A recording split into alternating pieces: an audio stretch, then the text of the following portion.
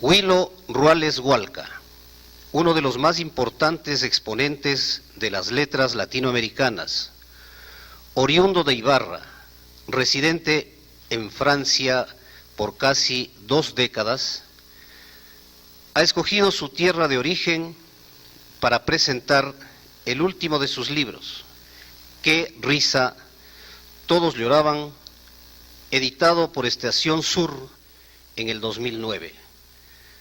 La novela será presentada luego en la Facultad Latinoamericana de Ciencias Sociales, en la Flaxo, en Quito, en Guayaquil, Cuenca y Riobamba, entre otras ciudades del país. Con la venia del rector de la universidad, iniciamos este acto.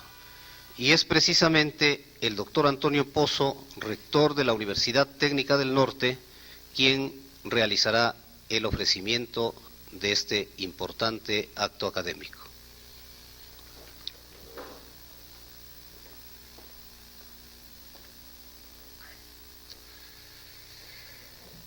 Distinguidos miembros de la mesa directiva,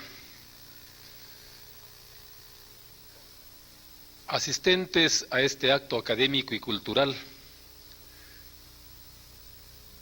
pueblo del norte ecuatoriano que sigue este evento a través de canal universitario y radio universitaria.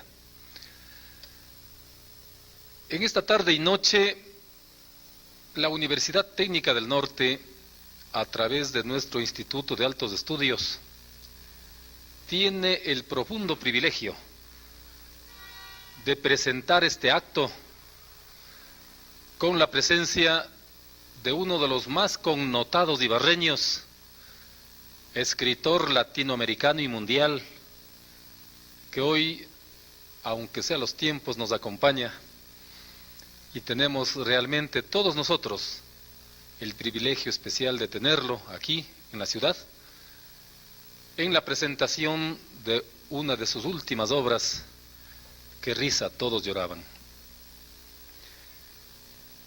Si bien nuestra universidad lamentablemente en estos días se encuentra en un periodo de vacaciones, razón por lo cual este acto no lo hemos realizado en nuestro auditorio Agustín Cueva, donde tradicionalmente realizamos eventos de esta naturaleza con una capacidad para por lo menos 600 personas.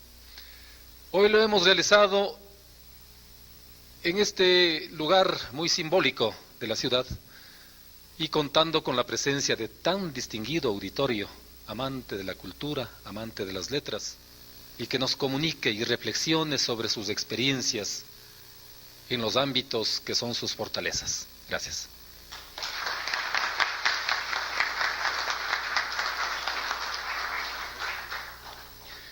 Autor ecuatoriano Huilo Ruales Hualca estará a cargo del escritor Juan Carlos Morales, investigador del Instituto de Altos Estudios de la Universidad Técnica del Norte.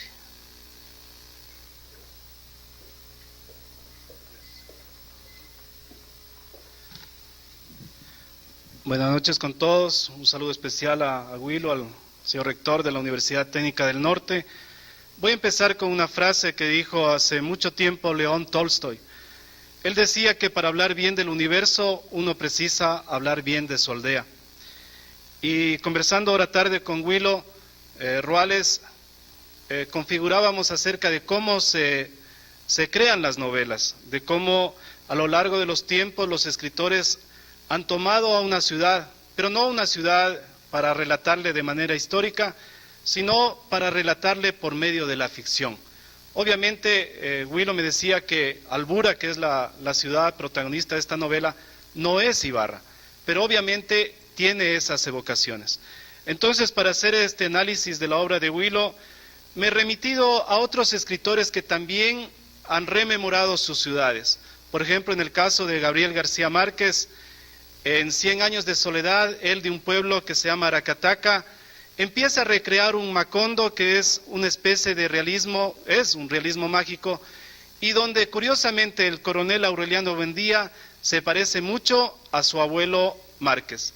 Y brevemente, el primer párrafo de esa importantísima novela, dice: aquella tarde, frente al pelotón de fusilamiento, el coronel Aureliano Buendía habría de recordar aquel día lejano en que su padre lo llevó a conocer el hielo. Luego hice una aproximación a un pueblo que también está presente en la literatura. Ese pueblo, entre comillas, donde los vivos están rodeados de muertos. Me refiero a las palabras del gran mexicano Juan Rulfo, que es un viaje, es un descenso en medio de ecos y de piedras que golpean las lomas peladas hacia el infierno. En medio de las ánimas de los fantasmas que incluyen al narrador envuelto en Pedro Páramo, es también una crítica a una sociedad rural arcaica, de cierta manera anclada también en esa cuestión feudal.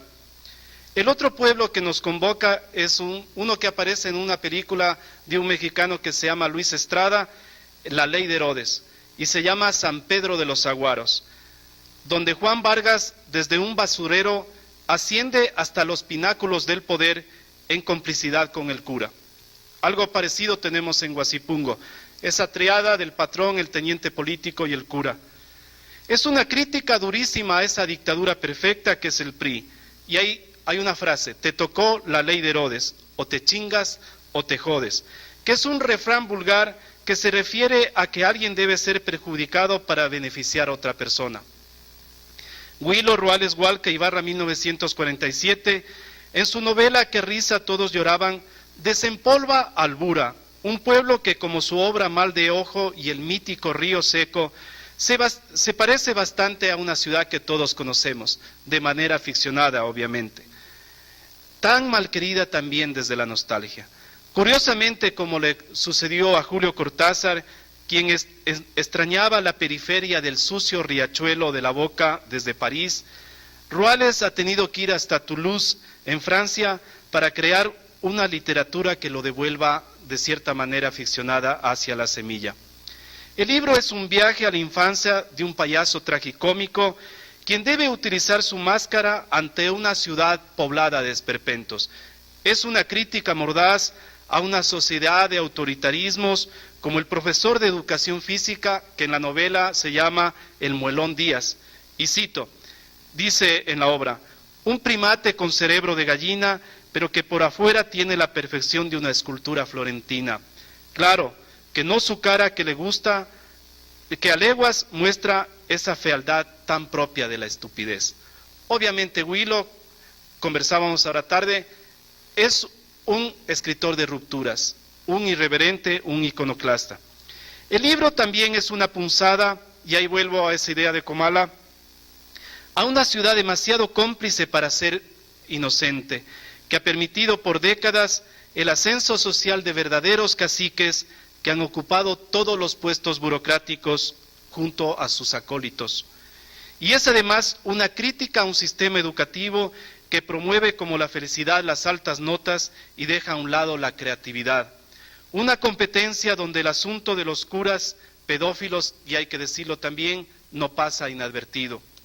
Ruales, hijo pródigo y poeta maldito, prefiere antihéroes como la loca de Atar, que es la Mudadelia, quien se parece extrañamente a la nuestra loca Lupe, quien aún puebla esta Ibarra y es conocida por su afición a los refrescos, que también nos recuerda a esos personajes como el Amaya, un eterno niño, quien bailaba en las retretas del domingo, cabalgando al son del Chester, ese tamborilero sumergido en el alcohol, o la Puma Maqui, como la quiteña torera, quien abatía a los niños despistados. La urbe entonces es una maldición y es una condena. También un exorcismo por medio de lo ridículo, un canto a una memoria que ya no existe, porque la ciudad ha quedado descerebrada ante lo cursi, que es un implante de los nuevos ricos. Ibarra, Huilo, por suerte ya no es la égloga trágica de Gonzalo Salnumbide, sino una urbe descarnada y caricina. Muchas gracias.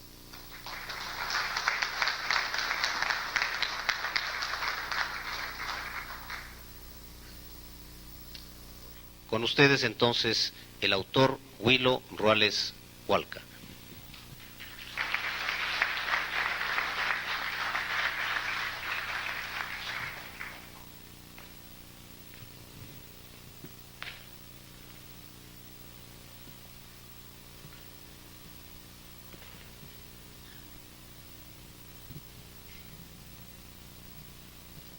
Buenas noches paisanos, paisanas, ibarreños, ibarreñas, afuereños, chagras, turistas, marginados, apátridas, desarraigados, en fin, todos los que estamos aquí y todas quienes están aquí, bienvenidas a mi corazón. Antes de empezar la charla, me voy a permitir topar unos 2 o 3 temas. Espero no cansarles porque como es una visita muy, digamos, excepcional y no sé si se repita, quisiera aprovechar esta magnífica oportunidad para, se puede decir, darles una sobredosis de textos. Así es que espero que no se duerman. En primer lugar quería hablarles sobre lo que es el desarraigo, ¿no? El desarraigo es aquello que de alguna manera nos ocurre a todos cuando nacemos y que consiste precisamente en que salimos de la nada hacia la vida, y el otro desarraigo que es salir de la vida hacia la nada. En esos 2 movimientos se organiza todo lo que por ahora llamamos vida, y ojalá en algún día la muerte no sea sino solamente una enfermedad de la vida. Les voy a leer un texto a ese propósito y que tiene que ver en mis primeros desarraigos, que no eran necesariamente desarraigos con desplazamiento geográfico, sino más bien una especie de a través del dolor, a través de la pérdida de la inocencia, que se suscitaba este fenómeno de el arrancarse de la raíz, ¿no? Este texto dice así: hay palabras que estremecen con solo oírlas o pronunciarlas, palabras palpitantes, vivas, como ardillas, como pirañas. Por eso es mejor no tenerlas a la mano, para que no se gasten, para que duren sus vibraciones, para que sigan picando la lengua, el oído, el corazón, para que no se conviertan en fósiles dentro de un cubo de resina. Eso me ocurre con la palabra desarraigo. Al principio me atrajo su fonética, esa fuerza arrastrada de las R's que parecen no 2 sino 3, 4 o aún más. Y me atrajo más cuando supe su concepto, porque pocas veces la fonética y el concepto logran emparejarse con tanta fuerza en una palabra. Basta pronunciar desarraigo para oír el ruido que hace el gesto de arrancar de raíz. Se podría decir además que por sus venas pareciera circular el concepto y la fonética de otra palabra: desgarrar, arrancar, desgarrar, desarraigar. A la final eso es lo que ocurre con la vida, que es un periplo tensado, zigzagueado entre 2 desarraigos. Uno que nos arranca de la nada, produciendo el desgarrón que nos acompaña en la vida, y otro que nos arranca de ella y nos coloca en la nada con un simple desgarrón. Basta acercarse un poco o, como dice Onetti, basta estirar como un elástico la existencia para ver que es una suma y a veces una multiplicación de desarraigos. De mi parte, y en carne propia, soy una autoridad en la materia, un especialista en desarraigos, y eso no es un honor ni un título, sino una marca registrada en el mismo nacimiento. Me explico mejor. Nací, digamos, en calidad de hamburguesa, solo que en lugar de pan estuve emparedado de muerte. Yo fui la carne molida. La tapa de arriba fue el hermano muerto que me precedió. La de abajo, otro hermano que vino al mundo después que yo, solo para morirse más o menos pronto, como si tampoco a él le hubiera gustado esto de ser, pudiendo no ser. En suma, nací entre 2 tumbas, entre 2 abismos, en medio de 2 desarraigos con sus respectivos desgarrones, puesto que tales muertes, a su manera, me arrancaron de la raíz. Mis padres, que ya tenían 4 hijas crecidas, para curarse del desamparo que se les había pegado en el alma como una mariposa negra, se amaron suspendidos en el abismo, se amaron de dolor, se amaron de orfandad del hijo muerto, y de ese acto amatorio fui nacido. Fui desarraigado de la nada, que era como una playa para mí solo, y fui colocado en este mundo con las manos vacías. Nací para reemplazar un muerto. Eso significa que en cierto modo yo no fui yo. Yo fui el sustituto, no fui el anhelado, el esperado, el que ya estuvo, el hijo que vino a tiempo pero que se fue. Yo llegué tarde, a la hora que llegan los que reemplazan. Yo vine a ocupar una cuna, una cuchara, un mameluco que no eran míos. Mis gestos debían ser los gestos del hermano muerto, pero no fueron esos gestos los que mis padres encontraron, sino los míos. Por ventura, con el tiempo y la costumbre, mis padres fueron olvidando mi rol de reemplazante, que hasta pensaron en ¿por qué no un nuevo hijo? Quizá decidieron tenerlo por precaución, por si las moscas a la muerte se le ocurría sacarme de la fila de un tirón, dejándolos otra vez sin nada bajo los pies. O quizá porque el primer hijo muerto valía mucho más que un solo hijo reemplazante, no sé. Lo cierto es que se reamaron sin abismo, o con el abismo ya lejos, en las espaldas, en la oscuridad del pasado. Y les nació otro hijo fugaz como un cometa que se desarraigaría hacia la nada como si nada. Nuevamente mis padres, desolados como los desiertos de Arizona, se amaron huérfanamente mirando el vacío y oyendo el aullido de los coyotes extraviados. 9 meses más tarde nacería otro hermano que vive todavía, un hermano que me aplacó la sensación de estar emparedado entre dos muertes, hasta que a los 9 años, no sé cómo, recibió una llamada de Dios en el alma. Un mes más tarde, con un enorme cajón de madera empapado con las lágrimas de nuestra madre, mi hermano vivo fue enterrado en la preciosa Cuenca en una fábrica de legos cristianos. Allí él permanecería desarraigado buscando la salida de emergencia que la encontró a los 16 años. Pero, siguiendo con mi historia de desarraigado crónico, la partida de mi hermano me hizo por poco polvo. En mi casa, aparte de mi madre, una abuela de roble y un dueto de mastodónicas tías, había hasta entonces 8 mujeres más que eran mis hermanas. Es decir, en total había 12 mujeres aparte de las sirvientas. Todo era gritos, carcajadas, llantos, cuchicheos, montañas de ropa, disputas por el espejo del tocador y la ventana, y adulos dignos de perro neonato al hermanito huérfano de hermanos. Entonces, para salvarme, empecé a desarraigarme con mis propias manos y todos mis pies. Mi país, más que la escuela, se hizo la calle. La casa existía solo cuando mi padre, ausente como marinero, anclaba trayendo entre sus 10 brazos regalos, comida, novedades del mundo, y traía el timón y el viento con los que evitaba que la nave llena de mujeres se hundiera en tierra firme. Así andaba la cosa cuando la nave se enquistó en un angosto agosto, martes en punto como un arpón. Al amanecer, mi padre salió de viaje rumbo a Colombia. Tenía 42 años y yo 13. Mi madre estaba a punto de traer al mundo al hijo vivo número 12. A las 11 de esa mañana, una vieja desdentada se me acercó, me dijo un enrevesado conjuro y se santiguó antes de escabullirse. Todas las viejas desdentadas estaban en la calle y me veían y excretaban conjuros y se santiguaban. Volví a casa con náusea, pero ya no había casa.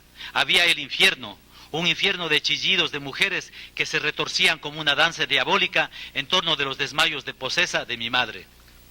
Así se dio el desarraigo más grande de todos mis tiempos. La muerte del padre, la muerte de todo, de Dios, de la nave familiar, del tiempo, del espacio, de la luz, de la verdad, de la inocencia. La muerte de los sueños y de la realidad en la que perecía todo, incluido casi todo de mí.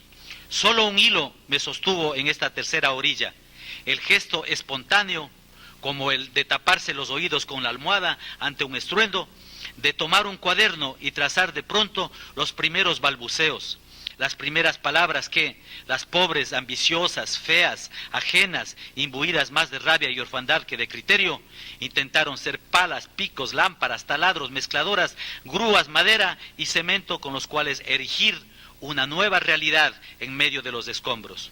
La realidad reinventada de la literatura, propósito que me dura hasta ahora, puesto que moriré en el intento, como es justo y natural y una digna locura.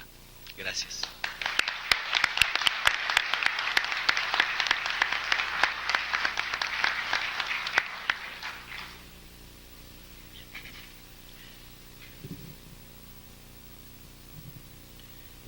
Bueno, en vista de que el escritor no les ha querido contar qué nomás ha escrito. No, sí voy a contar.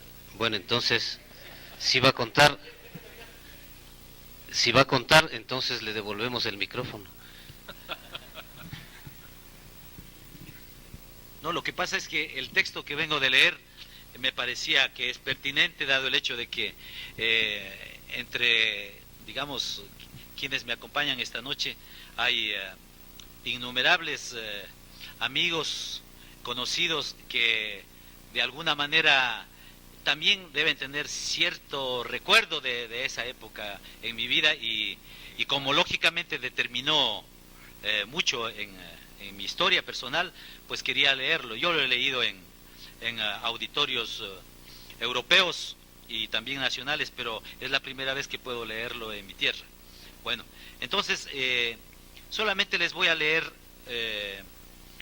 un textito pequeño y si insisten otro, ¿no? Pero si no insisten solamente este. Ya. Se llama Lo que el polvo se llevó. Ibarra era un manojo de manzanas blancas y muertas en donde no ocurría nada porque el tiempo allá no ocurría. Aparte de algún vital asesinato que cada siglo la conmocionaba como un terremoto, su camposanta paz seguía de largo y sin frenos. Hasta cuando caía del cielo el bullanguero circo Egre de hermanos, con el globo de la muerte, los malabaristas rusos, los payasos más largos y más pequeños del mundo, y el pelotón de fieras que dejaban un hedor a jungla impregnado hasta en las sábanas.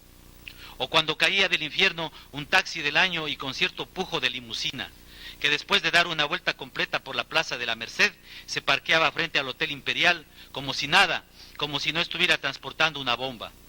5 segundos después, un mico, forrado de cuero verde loro y gafas de forma de corazón, con impostada diligencia abría la puerta trasera para que en los brillantes adoquines de la calle Bolívar se clavara un par de tacones rojos cortayugulares.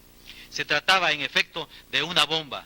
Su Majestad, la Paca Cucalón, monumento de carne viva y labios pulposos untados con sangre de toro. Durante el par de días que duraba su visita, su perfume de puta colosal anulaba del aire el aroma a incienso, el tufo a naftalina, y como si se tratara de un decreto de golpe de Estado, se alteraban las costumbres diurnas y por supuesto nocturnas. Las campanas del reguero de iglesias ibarrenses no tañían, ni claxonaban autos y buses, ni los propagandistas con megáfono anunciaban la tremenda nueva. Pero era lo mismo o peor, o mejor. De boca a oreja y por medio del olfato, a ritmo de tsunami, toda Ibarra se enteraba y de un golpe resucitaba, empezando por la libido. Hasta se ponía ansiosa como si se le estuviera yendo de las manos la oportunidad de la vida. En las tiendas, los bazares, las sastrerías, las boticas, los comederos, los mercados, los juzgados, los colegios, los conventos, el hospital, hasta en el asilo de ancianos, aunque fuera a gritos o a susurros, se hablaba de la gran puta que honraba a la ciudad blanca con su soberana visita. Las radios cambiaban bruscamente de programación y se dedicaban de manera descarada a la salsa, el merengue, los boleros pegajosos de Daniel Santos. Las rocolas empezaban a funcionar antes de hora y al triple del volumen. La sed se multiplicaba y la cerveza escaseaba.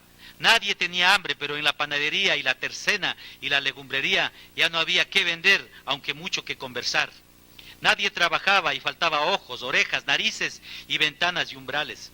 Y las calles se volvían más angostas, parecía fiesta y no se diga con los curiosos y curiosas que integraban el mal disimulado desfile hacia la Merced, en donde más que la iglesia ese día sacaba pecho el Hotel Imperial. En los colegios, profesores y alumnos se hacían un embrollo con las clases y lo único que necesitaban hasta las monjas era respirar, es decir, la hora de salida. En las casas la comida estaba salmuera o se había quemado, aunque igual los maridos de ese día no iban al almuerzo. Las mujeres, sin poder más de los celos, mandaban todo al carajo, empezando por los guaguas.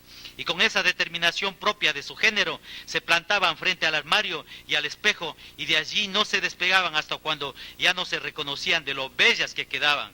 Entonces sí, emergían a la calle en busca de las vecinas también embellecidas, pintarrajeadas, como si toda la ciudad se hubiera llenado de putas. Con un neceser color chillón al brazo y un bullicio de pulseras, y más que nada con su exagerado meneo de mini culo masticando un mega chicle, el mico solo emergía a la calle con el fin de tomar la temperatura y por supuesto banderearse. El otro yo del doctor Merengue de todo mundo se le lanzaba encima, aunque él abiertamente prefería a los colegiales.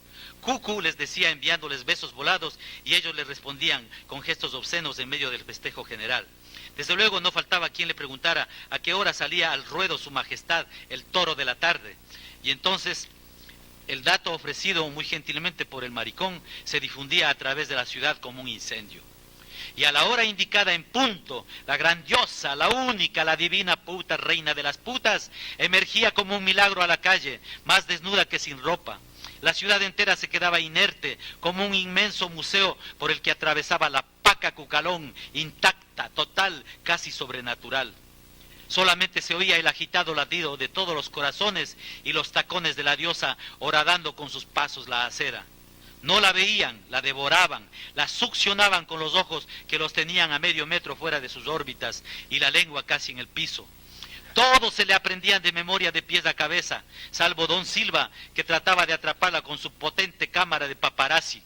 La rojiza melena de Leona, la piel de cera de la Marirín, el lunar más perfecto que el de la Cindy Crawford, el cuerpazo que estaba a medio camino entre la mamá de la Yayita y la Anita Herbert, sobre todo en las mamelas casi al aire y con los pezones erectos como balas apuntando a los ojos ibarrenses.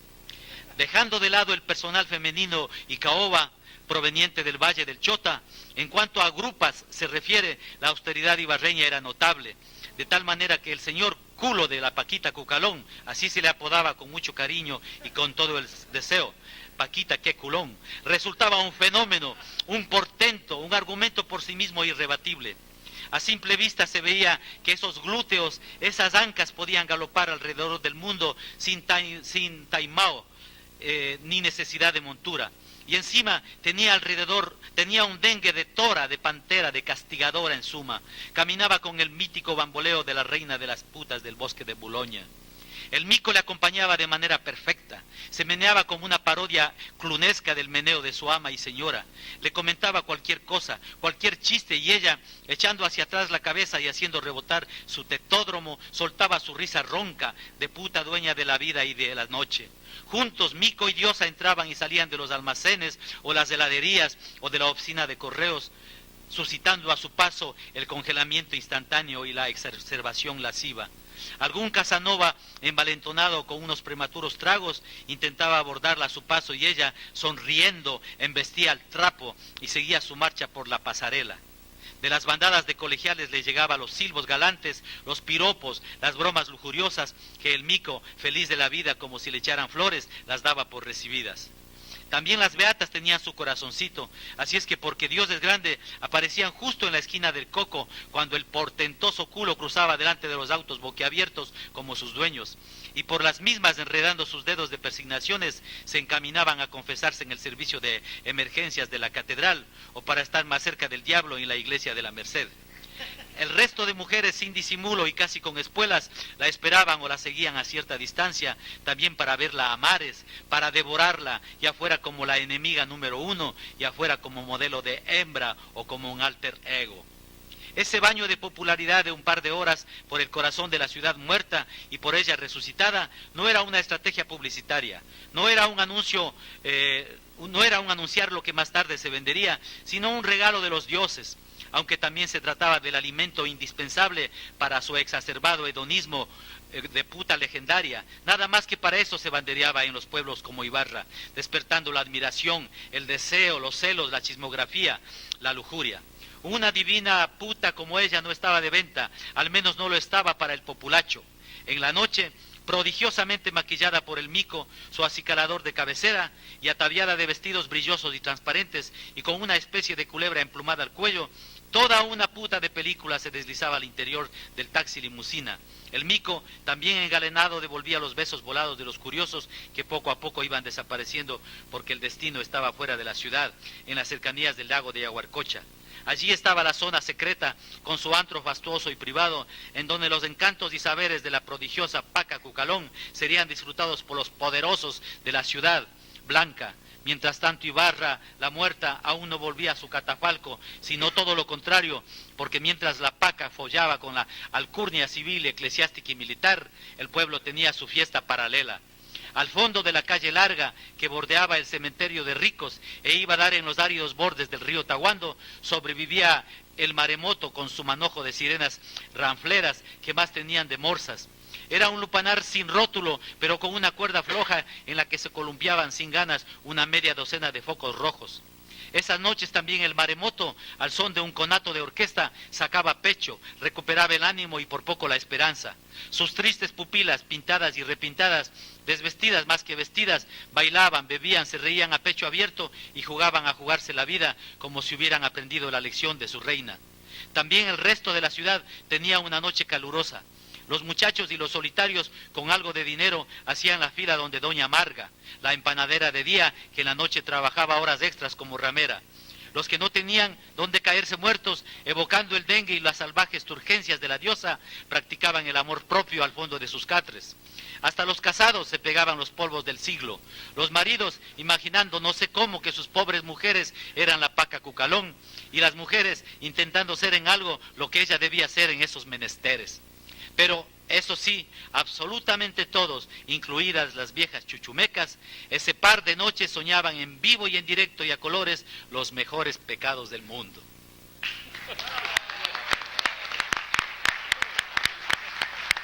Ya terminé. Ahora sí. Ponemos en el medio.